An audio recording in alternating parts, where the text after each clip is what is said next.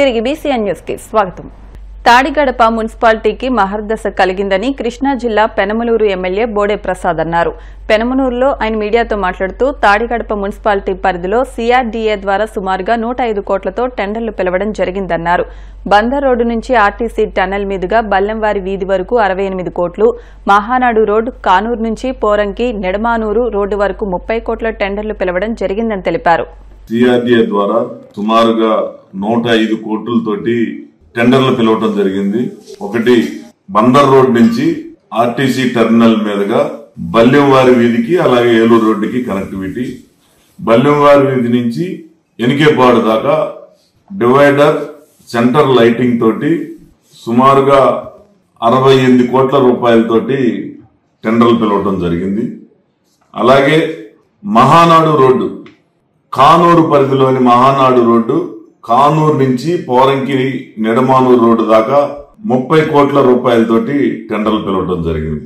అలాగే పంటకాలువ రోడ్డు సాలిపేట నుంచి గంగూరు వరకు 6 కోట్ల 20 లక్షల రూపాయలతోటి టెండర్లు పిలవడం జరిగింది. ఈ సందర్భంగా మున్సిపల్ శాఖ మంత్రి గారు నారాయణ గారికి ధన్యవాదాలు, కృతజ్ఞతలు. అలాగే సిఆర్డీఏ ద్వారా ఈ క్యాపిటల్ రీజన్ ఫండ్ ద్వారా దీన్ని సిఆర్డీఏ ఫండ్స్ అన్ని కూడా రిలీజ్ చేసి ఈ రోజు టెండర్లు పిలవటం జరుగుతుంది. ఈ సందర్భంగా కానూరుకి మహర్దశ పట్టబోతా ఉంది.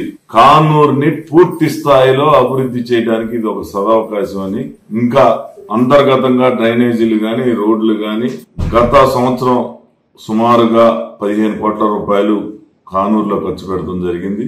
భవిష్యత్తులో మళ్లీ సిఆర్డీఏ ఫండ్స్ అది కాకుండా 6 కోట్ల రూపాయలతోటి టెండర్లు పిలిచాం. అది వారం 10 రోజుల్లో కానూరు పరిధి గాని, పోరంకి పరిధి గాని, కానూరులో 6 కోట్లు, పోరంకి గాని, తాడిగడప గాని, యనమల కుదురు గాని 9 కోట్ల రూపాయల నిధులతోటి ఈ రోడ్లు కూడా అభివృద్ధి చేయబోతా ఉన్నాం. అంటే ఒక 114 కోట్ల రూపాయలు, 114 కోట్ల రూపాయలతోటి ఈ రాబోయే 5-6 నెలల సంవత్సర కాలంలో తాడిగడప మున్సిపాలిటీలో సిఆర్డీఏ ఫండ్స్ ఖర్చు పెట్టి పెద్ద ఎత్తున అభివృద్ధి చేయబోతా ఉన్నామని ఈ సందర్భంగా తెలియజేస్తాం. వైసీపీ నేత నల్లపురెడ్డి ప్రసన్న కుమార్ రెడ్డి నివాసంపై గంజాయి బ్యాచ్ దాడి చేసి 20 రోజులవుతున్నా ఇప్పటికీ దాడి చేసిన నిందితులను అరెస్టు చేయలేదని మాజీ ఎంపీ ఆదాల ప్రభాకర్ రెడ్డి విమర్శించారు. నెల్లూరు నగరంలోని సుజాతమ్మ కాలనీలో ప్రసన్న కుమార్ రెడ్డిని ఆయన పరామర్శించారు. ఈ సందర్భంగా ఆయన మాట్లాడుతూ అధికార పార్టీ ఒత్తిళ్లకు తలొగ్గిన పోలీసు అధికారులు కేసు నమోదు చేయడంలో జాప్యం చేస్తున్నారని విమర్శించారు. ప్రసన్న ఇంటిపై దాడికి పాల్పడినట్లు 60 మందిని గుర్తించినా ఇంతవరకు వారిపై ఎలాంటి చర్యలు తీసుకోవడం లేదని పోలీసుల తీరుపై మండిపడ్డారు. నెల్లూరు జిల్లాలో గత 30 సంవత్సరాలుగా రాజకీయంగా చూస్తూ ఉన్నాం. ఎప్పుడు కూడా ఇలాంటి కార్యక్రమాలు జరిగింది మేము వినలేదు. నెల్లూరు జిల్లాలో ఈ మధ్యకాలంలో గంజాయి బ్యాచ్లు ఎక్కువైపోయి అనేక మర్డర్లు జరగడం కూడా చూస్తూ ఉన్నాం. ఇళ్ల మీదకి రావడం ఇవన్నీ కూడా చూస్తూ ఉంటే పోలీస్ శాఖ పూర్తిగా జిల్లాలో ఫెయిల్ అయిందనేది కనపడుతూ ఉంది. ఇకనైనా పోలీస్ శాఖ సక్రమంగా వ్యవహరించి ఇలాంటి సంఘటనలు జరగకుండా, మర్డర్లు జరగకుండా, ఇళ్ల మీదకి వచ్చే కార్యక్రమాలు జరగకుండా చూడవలసిందిగా పోలీస్ శాఖను కోరుతున్నాం. ప్రసన్న కుమార్ రెడ్డిని ఆ రోజే వీడియోలు చూసి పలకరించడం జరిగింది. ఇప్పటికీ 20-22 రోజులుగా వస్తున్నా ఎవరిని కూడా అరెస్ట్ చేయలేదంటే దీన్ని బట్టి పోలీస్ శాఖ ఏ విధంగా నడుస్తుందో అర్థమవుతుంది. విజయవాడలో తొలిసారిగా తృప్తి క్యాంటీన్ ప్రారంభించారు. పంజా సెంటర్లో తృప్తి క్యాంటీన్ ప్రారంభోత్సవ కార్యక్రమంలో రాష్ట్ర పురపాలక పట్టణాభివృద్ది శాఖ ముఖ్య కార్యదర్శి, విజయవాడ నగరపాలక సంస్థ కమిషనర్, మెప్మా మిషన్ డైరెక్టర్లు పాల్గొన్నారు. మొట్టమొదటిగా నెల్లూరులో ఏర్పాటు చేసిన తృప్తి క్యాంటీన్ కు ప్రజల నుంచి ఆదరణ లభించడంతో విజయవాడలో ప్రారంభించినట్లు అధికారులు తెలిపారు. విజయవాడలో మరో 2 తృప్తి క్యాంటీన్లు ఏర్పాటుకు సన్నాహాలు చేస్తున్నట్లు పట్టణాభివృద్ది శాఖ ముఖ్య కార్యదర్శి సురేష్ చెప్పారు. రాష్ట్ర వ్యాప్తంగా 750 తృప్తి క్యాంటీన్లు ఏర్పాటు చేయాలనేది లక్ష్యమని, మెప్మా సహకారంతో బ్యాంకుల నుంచి రుణాలు తీసుకుని స్వయం సహాయక మహిళలతో వీటిని ఏర్పాటు చేస్తున్నామని స్పష్టం చేశారు.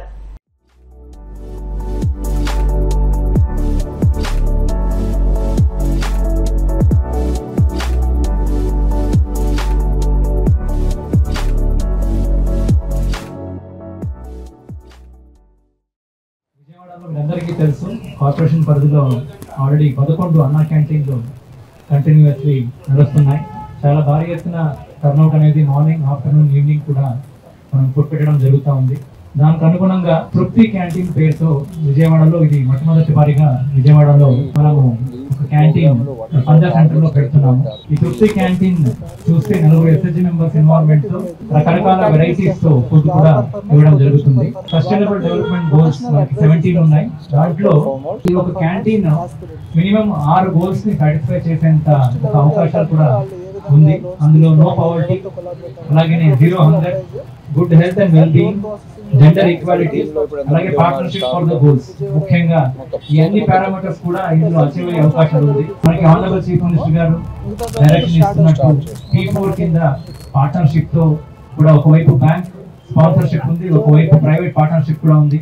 అన్ని రకాల పార్ట్నర్షిప్ తో ఈ ప్రోగ్రామ్ అనేది జరుగుతుంది. స్వర్ణాంధ్ర 2047 కింద ఖచ్చితంగా వచ్చే రోజులో ఈ హంగర్ కాంపోనెంట్స్ ని సాటిస్ఫై చేయడానికి, అలాగే అందరూ SHG మెంబర్స్ కూడా లైవ్లీహుడ్ సాటిస్ఫాక్షన్ ఉండాలి అని ఒక మంచి ఆలోచనతో మొదలుపెట్టిన ఈ క్యాంటీన్ ని ఖచ్చితంగా ఇది ఒకటే కాదు, ఇంకా 2 క్యాంటీన్స్ కూడా MD గారు, సెక్రటరీ గారు సపోర్ట్ తో ఇంకా 10 days 15 days తోనే ఎస్టాబ్లిష్ చేస్తూ 64 వార్డులో కూడా బెనిఫిషియరీస్ కూడా SHG మెంబర్స్ కూడా ఎంటర్టైన్ చేస్తూ పబ్లిక్ ని తరచడానికి అన్ని రకాల సౌకర్యాలు కూడా చేయడం జరుగుతుంది. Really, first time I saw here that thrift canteen has been brought by Andhra government, and we being a public sector bank always wanted to be part of a government, and we are very happy here that we are part of this noble cause, and there are some 750 such canteens are going to be opened across Andhra. కలియుగ ప్రత్యక్ష దైవం తిరుమల శ్రీ వెంకటేశ్వర స్వామివారిని సినీ నటి నిరోష దర్శించుకున్నారు. VIP విరామ సమయంలో స్వామివారి సేవలో పాల్గొని మొక్కులు చెల్లించుకున్నారు. దర్శనానంతరం వీరికి రంగనాయకుల మండపంలో వేద పండితులు వేద ఆశీర్వచనం అందించగా ఆలయ అధికారులు స్వామివారి తీర్థ ప్రసాదాలు అందజేసి పట్టు వస్త్రంతో సత్కరించారు.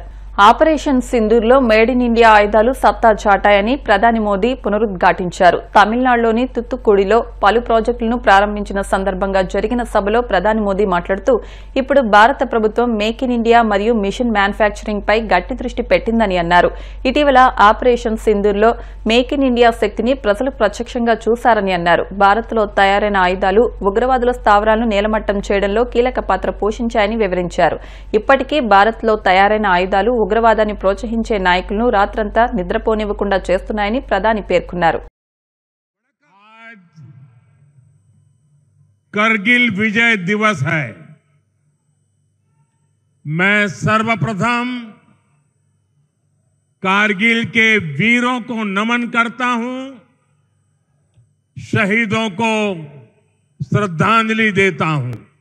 मेरा सौभाग्य है कि 4 दिन के विदेश प्रवास के बाद मुझे सीधे भगवान रामेश्वर की इस पावन भूमि पर आने का अवसर मिला। विदेश प्रवास के दौरान भारत और इंग्लैंड के बीच ऐतिहासिक फ्री ट्रेड एग्रीमेंट हुआ है।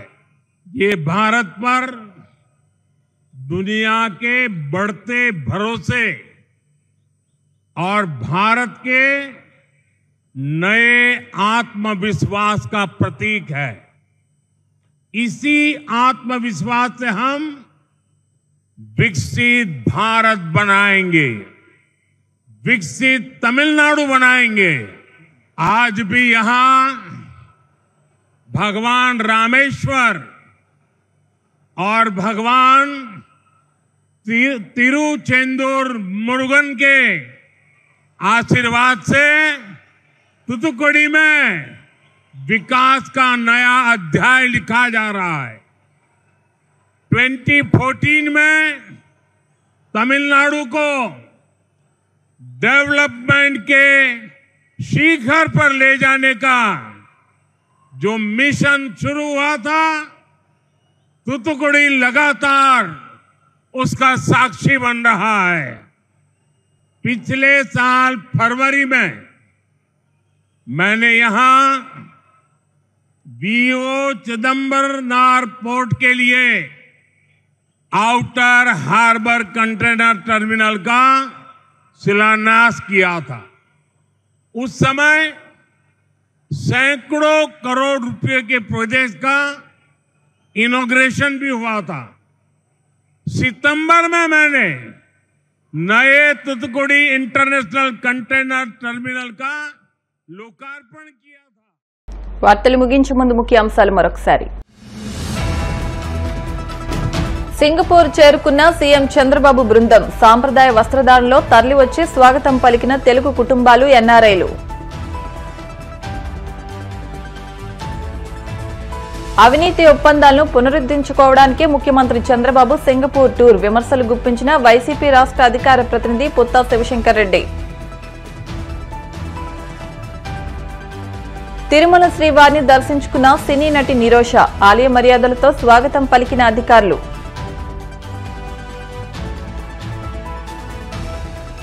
ఆపరేషన్ సింధూర్లో మేడ్ ఇన్ ఇండియా ఆయుధాలు సత్తా చాటాయన్న ప్రధాని మోదీ, ఉగ్రవాదుల గూళ్లను నేలమట్టం చేయడంలో కీలక పాత్ర పోషించాయని వ్యాఖ్య. ఈ వార్తలు ఇంతటితో సమాప్తం. మరిన్ని వార్తల కోసం BCN digital YouTube channel, Facebook page ను ఫాలో అవ్వండి. అప్డేట్ వార్తల కోసం ప్లీజ్ సబ్స్క్రైబ్.